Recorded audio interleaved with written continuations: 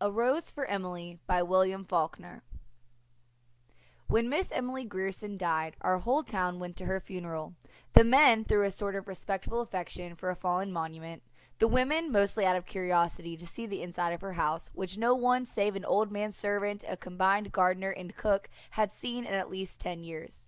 It was a big, squarish frame house that had once been white, decorated with cupolas and spires and scrolled balconies in the heavily lightsome style of the 70s, set on what had once been our most select street, but garages and cotton gins had encroached and obliterated even the august names of that neighborhood.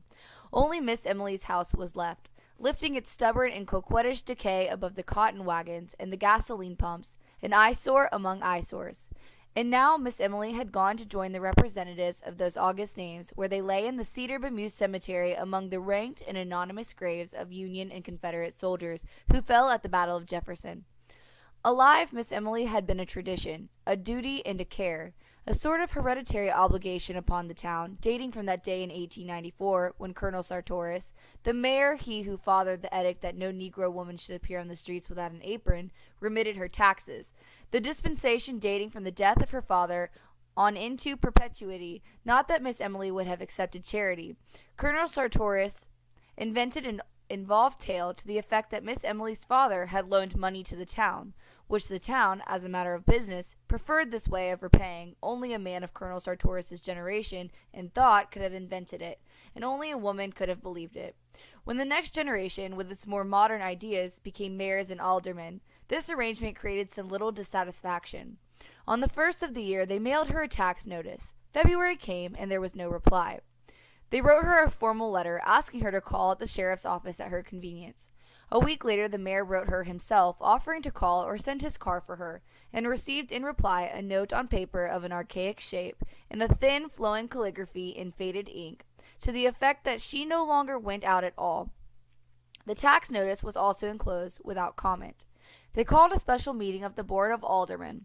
A deputation waited upon her, knocked at the door, through which no visitor had passed since the ceased giving china painting lessons 8 or 10 years earlier. They were admitted by the old Negro into a dim hall from which a stairway mounted into still more shadow. It smelled of dust and disuse, a close, dank smell. The Negro led them into the parlor. It was furnished in heavy, leather-covered furniture. When the Negro opened the blinds of one window, they could see that the leather was cracked, and when they sat down, a faint dust rose sluggishly above their thighs, spinning with slow motes in the single sun ray. On a tarnished gilt easel before the fireplace stood a crayon portrait of Miss Emily's father. They rose when she entered, a small, fat woman in black, with a thin gold chain descending to her waist and vanishing into her belt, leaning on an ebony cane with a tarnished gold head. Her skeleton was small and spare. Perhaps that was why what would have been merely plumpness in another was obesity in her. She looked bloated, like a body long submerged in motionless water, and of that pallid hue. Her eyes, lost in the fatty ridges of her face, looked like two small pieces of coal pressed into a lump of dough as they moved from one face to another while the visitors stated their errand. She did not ask them to sit. She just stood in the door and listened quietly until the spokesman came to a stumbling halt. Then they could hear the invisible watch ticking at the end of the gold chain. Her voice was dry and cold. "I have no taxes in Jefferson. Colonel Sartoris explained it to me. Perhaps one of you can gain access to the city records and satisfy yourselves." "But we have. We are the city authorities, Miss Emily. Didn't you get a notice from the sheriff signed by him?" "I received a paper." "Yes," Miss Emily said. "Perhaps he considers himself the sheriff. I have no taxes in Jefferson." "But there's nothing on the books to show that. You see, we must go by the— See Colonel Sartoris. I have no taxes in Jefferson." "But, Miss Emily—" "See Colonel Sartoris." Colonel Sartoris had been dead almost 10 years. "I have no taxes in Jefferson. To be." The Negro appeared. "Show these gentlemen out." So she vanquished them, horse and foot, just as she had vanquished their fathers 30 years before about the smell. That was 2 years after her father's death, and a short time after her sweetheart, the one who we believed would marry her, had deserted her. After the father's death, she went out very little. After her sweetheart went away, people hardly saw her at all. A few of the ladies had the temerity to call, but were not received, and the only sign of life about the place was the Negro man, a young man then, going in and out with a market basket, just as if any man, could keep a kitchen properly, the ladies said. So they were not surprised when the smell developed. It was another link between the gross, teeming world and the high and mighty Griersons. A neighbor, a woman, complained to the mayor, Judge Stevens, 80 years old. "But what will you have me do about it, madam?" he said. "Why, send her word to stop it," the woman said. "Isn't there a law?" "I'm sure that won't be necessary," Judge Stevens said. "It's probably just a snake or a rat that servant of hers killed in the yard. I'll speak to him about it." The next day he received 2 more complaints, one from a man who came in diffident deprecation. "We really must do something about it, Judge. I'd be the last one in the world to bother Miss Emily, but we got to do something." That night the Board of Aldermen met, 3 gray beards and 1 younger man, a member of the rising generation. "It's simple enough," he said. "Send her word to have her place cleaned up. Give her a certain time to do it in, and if she don't—" "Damn it, sir," Judge Stevens said, "will you accuse a lady to her face of smelling bad?" So the next night, after midnight, 4 men crossed Miss Emily's lawn and slunk about the house like burglars, sniffing along the base of the brickwork and at the cellar openings, while one of them performed a regular sewing motion with his hand out of a sack slung from his shoulder. They broke open the cellar door and sprinkled lime there and all the outbuildings.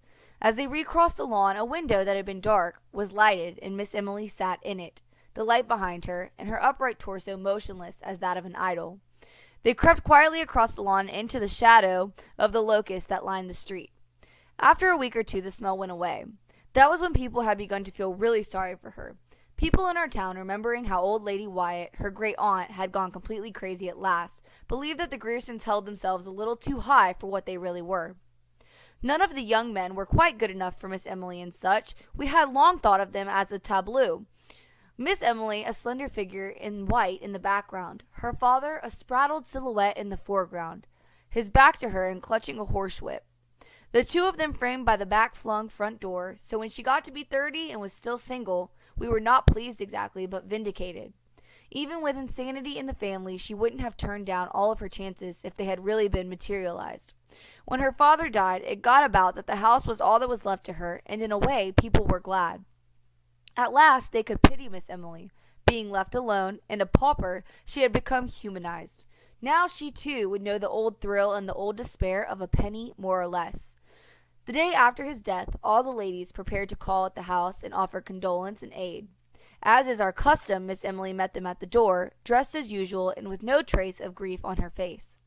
She told them that her father was not dead. She did that for 3 days, with the ministers calling on her and the doctors trying to persuade her to let them dispose of the body. Just as they were about to resort to law and force, she broke down, and they buried her father quickly. We did not say she was crazy then.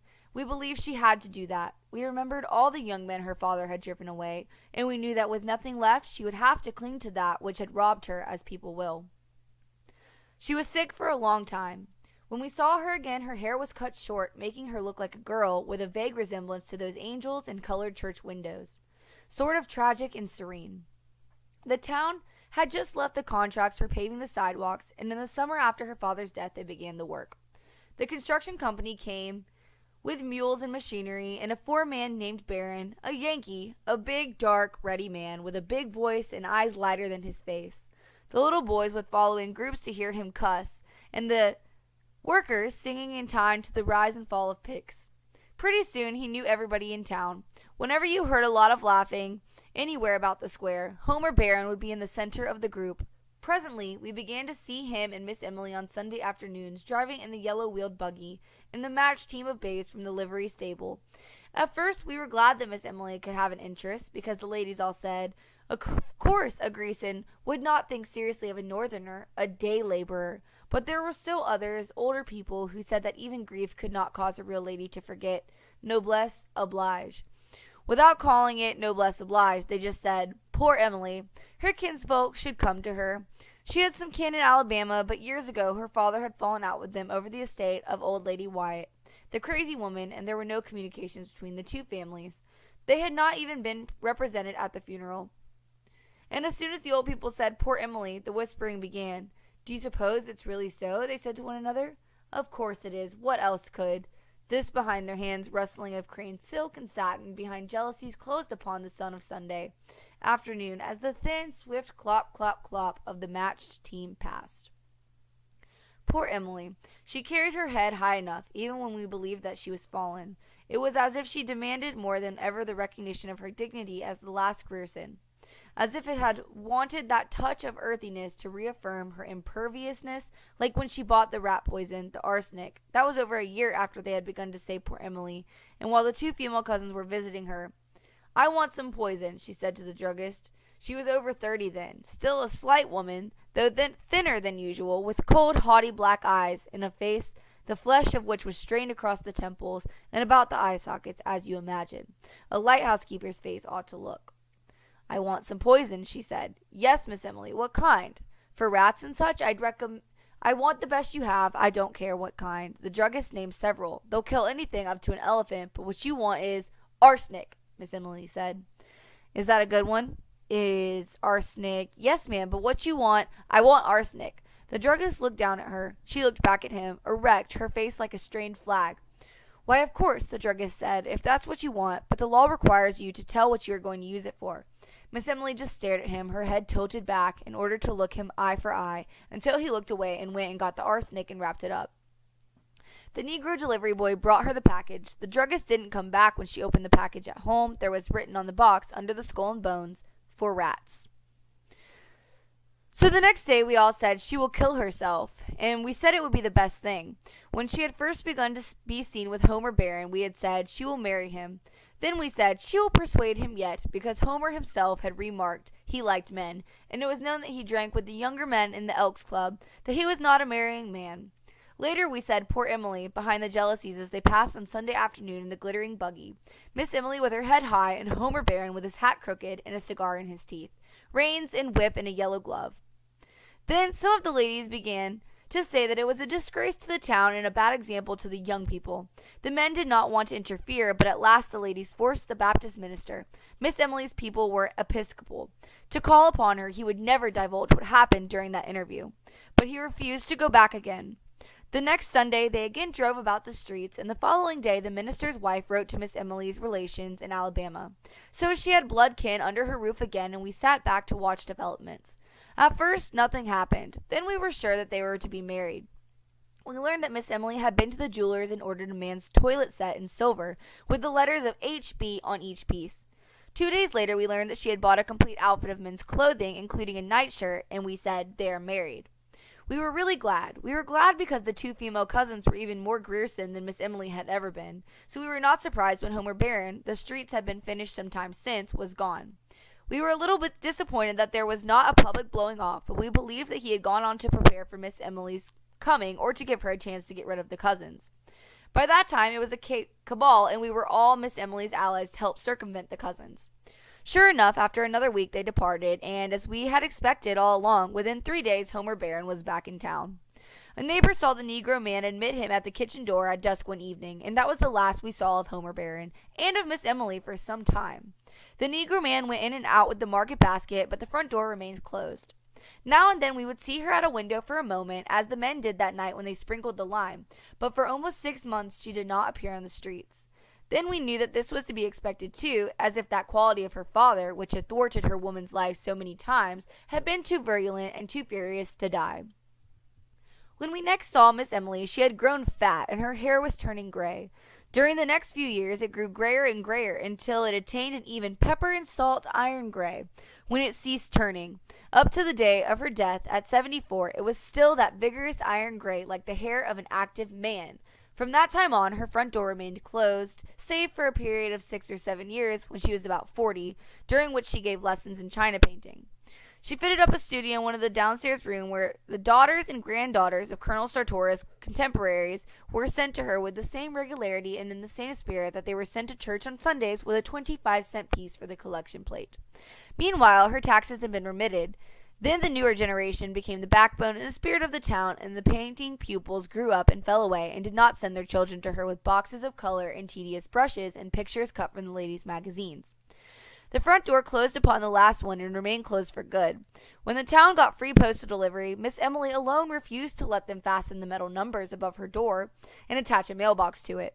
She would not listen to them. Daily, monthly, yearly, we watched the Negro grow grayer and more stooped, going in and out with the market basket. Each December, we sent her a tax notice, which would be returned by the post office a week later, unclaimed. Now and then we would see her in one of the downstairs windows. She had evidently shut up the top floor of the house, like the carven torso of an idol in a niche, looking or not looking at us. We could never tell which. Thus she passed from generation to generation, dear, inescapable, impervious, tranquil, and perverse. And so she died. Fell ill in the house, filled with dust and shadows, with only a doddering Negro man to wait on her. We did not even know she was sick. We had long since given up trying to get any information from the Negro. He talked to no one, probably not even to her, for his voice had grown harsh and rusty as if from disuse. She died in one of the downstairs rooms, in a heavy walnut bed with a curtain, her gray head propped on a pillow, yellow and moldy with age and lack of sunlight. The Negro met the first of the ladies at the front door and let them in, with their hushed, sibilant voices and their quick, curious glances, and then he disappeared. He walked right through the house and out the back and was not seen again.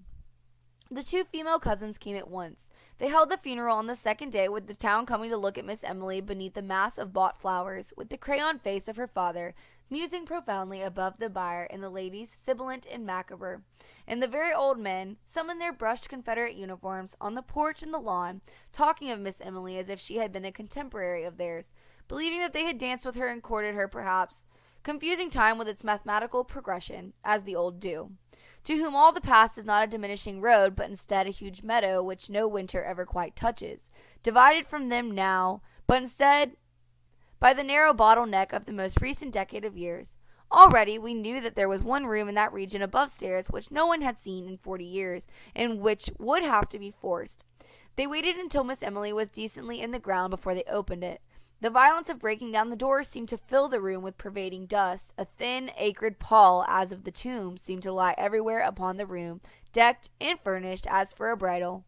Upon the valance curtains of faded rose color, upon the rose-shaded lights, upon the dressing table, upon the delicate array of crystal, and the man's toilet things, backed with a tarnished silver so tarnished that the monogram was obscured. Among them lay a collar and tie as if they had just been removed, which, lifted, left upon the surface a pale crescent in the dust.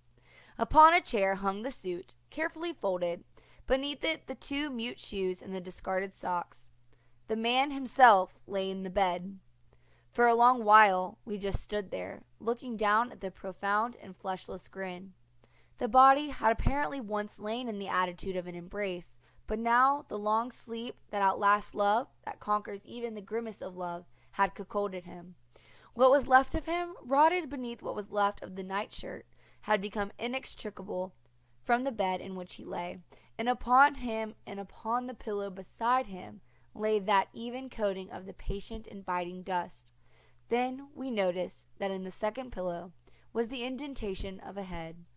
One of us lifted something from it, and leaning forward, that faint and invisible dust dry and acrid in the nostrils, we saw a long strand of iron gray hair.